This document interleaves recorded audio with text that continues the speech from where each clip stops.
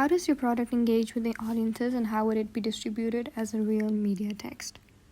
To know my audience, I did a survey where I asked them a couple of questions. These questions were basically related to my project. I wanted to ask them if they would read a magazine based on a health and beauty genre, if they would read a magazine based on my social issue, and to my surprise, mostly people did vote for reading a magazine based on body dysmorphia and a magazine where the genre is health and beauty.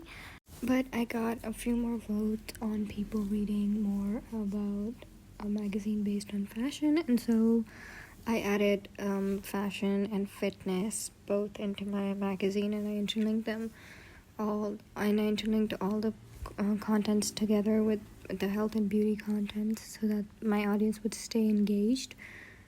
I then did polls on my Instagram, and I asked a couple of questions from my followers as well.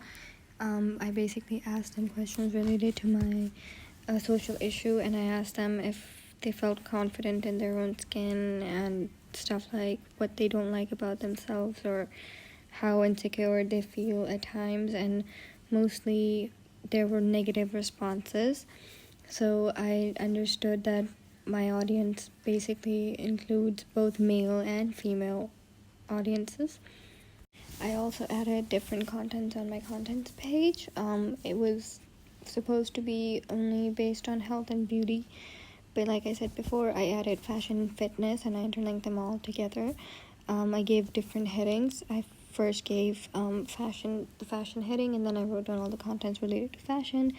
I did the same with fitness and beauty and health, and there were also more headings related to either my social issue or stuff related to fashion, so that every type of audience who are interested in such contents would stay engaged with my product. Other than that, I have an exclusive interview of my model on my double spread where she talks about her dealing with body dysmorphia and her advice on body dysmorphia and how we can be better and how we can love ourselves. This was very, very last minute. I decided to do an article in the beginning, but then I thought that an interview would be much more better.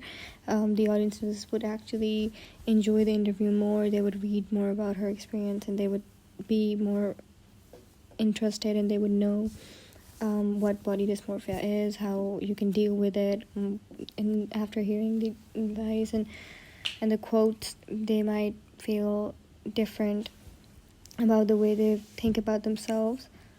Besides all of this, to keep my audience engaged with my product, I made sure that the physical appearance of my magazine was something that would attract more audience towards me. And so on my cover page, I made sure that the central image was something that would instantly capture someone's eye. I basically wrote, "Why do I look this way?" and then it was projected on the model, and I made her pose.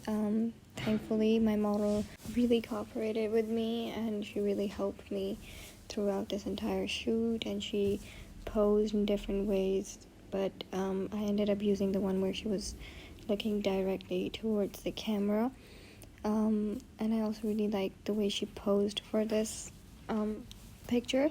And lastly, the title of the magazine, which is Inspiria, that means to breathe in or to inspire, and I thought that this was a title that would really, really make the entire cover look more interesting and would actually keep all of the audience, all the different types of audience engaged and interested in my project. The quote, "Why do I look this way," was something that somebody dealing with body dysmorphia and someone who's not confident in themselves, or someone who doesn't like the way they look or feels insecure about the way they look, it's something that they think instantly whenever they're outside in public, whenever they're looking at themselves in the mirror. So I thought that it would go best with the cover image. Other than that, I added a few cover lines also related to my social issue. Not just my social issue, they were also related to makeup hacks and much more. And lastly, I added a tagline, which was a quote from the model herself.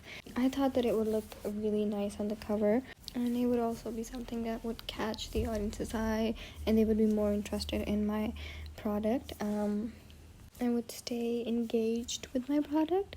The same way, in my contents page, I made sure that each content was mentioned under different genres. Like I mentioned before, fashion, fitness, health, and beauty.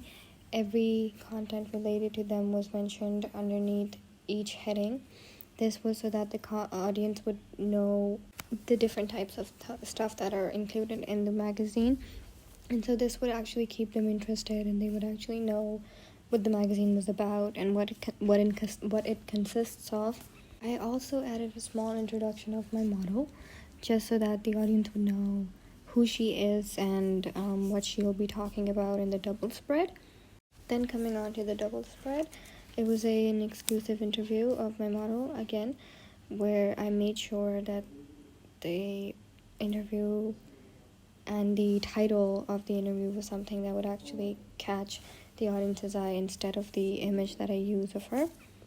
At the end, I also added a small quote that she said herself, so that the audience would actually feel like this interview was something inspiring or something that could actually make them look at themselves differently and understand what body dysmorphia is and what the symptoms are and how it can be treated. The target audience for my magazines is basically teenagers starting from the age of 13 to mid-40s or mid-50s. These include both females and even males if they want to read about what body dysmorphia is.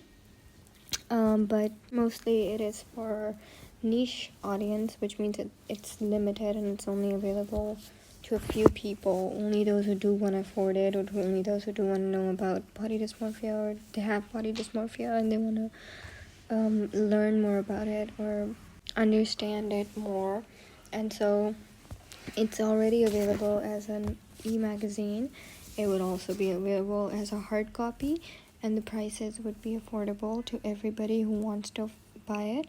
And from everybody, I mean the target audience that includes fitness enthusiasts, food and health enthusiasts, fashion enthusiasts, and beauty influencers or enthusiasts.